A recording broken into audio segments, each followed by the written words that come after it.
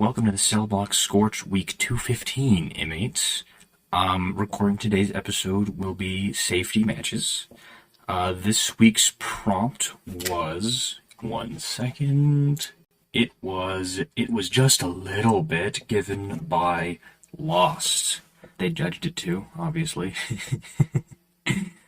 So, the prompt, I have sort of the same approach to every prompt where I'm a huge nerd for world building. I really like creating settings and expansive settings and sort of just sticking to that. So whenever I get a prompt, I try and figure out a way I can fit it into a story that sticks within the same setting. And that means that a huge portion of my catalog has reoccurring characters and sort of takes place in the same world, as it were, which is a little funny starting on week 215 because there are plenty of weeks before this and more after this that will once again be using the same characters. The book that I've been attempting to write for a long time now is set in the setting of this story, which is a fantasy setting. I quite enjoy fantasy. It's probably my favorite genre. I'm just going to be blunt about that one. I love fantasy. And just thinking of what could possibly be important to tell here. There's demons of different type. I believe I write in the story at least a little bit of the context on that, so I hope that won't be too confusing. There's one character who, his name is Morgan Moonbane. That's not his real name, but he won't tell you his real name. He is a wolver. Now, what a wolver is it's sort of, I believe it's a Scottish werewolf sort of type legend is a wolver, but they're, like, friendly. It's quite funny, so I really enjoy more monstrous / non-human fantasy races, so that's something I use quite a bit. And yeah, I think I'm just gonna jump into it, and the more y'all listen to the podcast and the more times I pop up to read one of my stories, the more familiar you guys will get with this. So I'm hoping it's not too much all at once. Celine peeked out from behind a half-burnt-down hut. She had come to this island to investigate reports of cult activity. Fortunately, she didn't need to investigate much at all to determine that there was indeed something demonic happening here. Unfortunately, it was easy to tell because the solitary town on the island had been entirely ravaged by demons. The cult had summoned a batch of the foul beasts, but if the pile of robed corpses in the center of this ransacked town square was any indication, the fools hadn't thought to control the damned things. Celine slid carefully around the edge of the building and began to slink through the shadows, using the debris and abandoned market stalls to remain hidden. She had moved almost halfway to the other side when she caught movement out of the corner of her eye. She stopped and flattened herself to the ground behind a dislodged chunk of masonry. Peering out cautiously, two demons stood near the pile of the dead. One of them stood over the other, clad in malicious spiked armor and holding a well-used flail.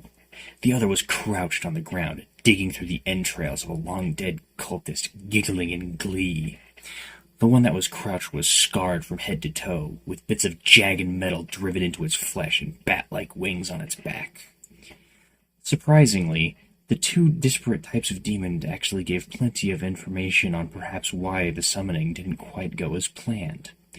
The demon in the armor was a dread. Demons from a realm of eternal battle ruled by Pantrog, demon king of violence and bloodshed. The other one, the twisted one, was a hellspawn, hailing from the realm of torture and punishment. Celine would definitely consider them some of the worst of the worst. Trying to please two separate demon kings at the same time was inevitably going to end in failure, so the demons weren't bound to the cultist's will. More, the hellspawn cackled. The dread seemed to regard the other demon with no small amount of disgust. Has this not been enough for you? It gestured to the macabre scene around them. The hellspawn's disfigured face changed from a grotesque joy to rage in an instant as it shot to its feet, grabbing the other demon by its shoulders and leaning in close. That was just a little bit. The dread grabbed one of the hellspawn's arms, digging the metal claws of its gauntlet into the flesh and twisting its odd back in a painful contortion. Celine shuddered at the demon's reaction. Instead of crying out, or something more sensible to having an arm almost broken, it laughed. "Oh, delicious pain."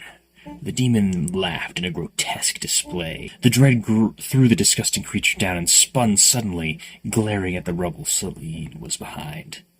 "I smell fear." Celine felt the color drain from her face. She would fight a dragon using a fork before even thinking about crossing blades with a dread. A demon of war wasn't exactly an easy foe to beat. She leapt to her feet and drew her two swords. If she was going to die, it would be with her weapons in hand. The dread laughed evilly as it closed in, swinging its flail in anticipation of a bone-shattering blow. A blow that would never fall. A thunderous kaboom rocked the desolate town, and the dread was launched to the left, its weapon flying loose as the cannonball tore through its body. Celine looked down the road to the docks with a smile of relief on her face. Just cresting the hill that overlooked the dock stood Captain Morgan Moonbane, 10 members of his crew, and apparently one of the Kens that they had saw fit to push along with them. "Good aim, Vathy! Send the bloodthirsty dogs back to oblivion!" Moonbane pointed his cutlass at the surprised-looking hellspawn. Vathy, his dark elf first mate, replied in her customary deadpan manner, "Captain, you're the only bloodthirsty dog I see." The rest of the crew groaned at the often overused joke, but Moonbane bent over double, almost unable to stay standing as he laughed. The other demon took the opportunity to take to the air, screaming at the pirates. It never got close, however, as the crew all drew their pistols and blasted 8 holes in the twisted thing. Moonbane straightened back up. "Well, lads, it looks like we be hunting demons today." Celine joined on the victorious cry. Pirates wouldn't be her first choice of companion, but she felt like this crew would be more than satisfactory. All right. I hope that was easy to follow, and I hope you liked it. Shoot, I gotta remember what the prompt that I left for the week after this, so I can give y'all a little sneak peek at what will happen, well, eventually, really, due to how we're releasing these, but, that's how it is. Shoot.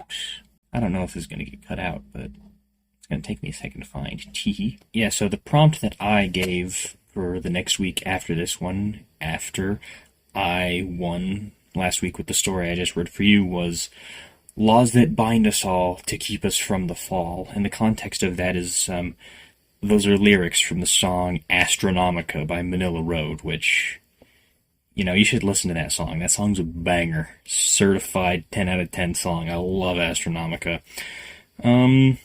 I would love to see questions, comments, say anything. I really enjoy getting feedback on my stories, which until literally this moment right now has basically only been from my close friends and my family. So I really would love some feedback so I can know how to improve myself and make better stories for you guys. If you pledge to our Patreon, which I'm assuming by the time you're hearing my ass talking to you, it's been set up, but if you pledge to the Patreon, you get to read all the Scorches that didn't win that week. You hear the 2 winners for a week, but if you pledge to the Patreon, you get to see all the other stories that perhaps won't otherwise just remain with us. And I guess that's pretty much it. I personally, I am also a member of another podcast called Pod/Cast, where me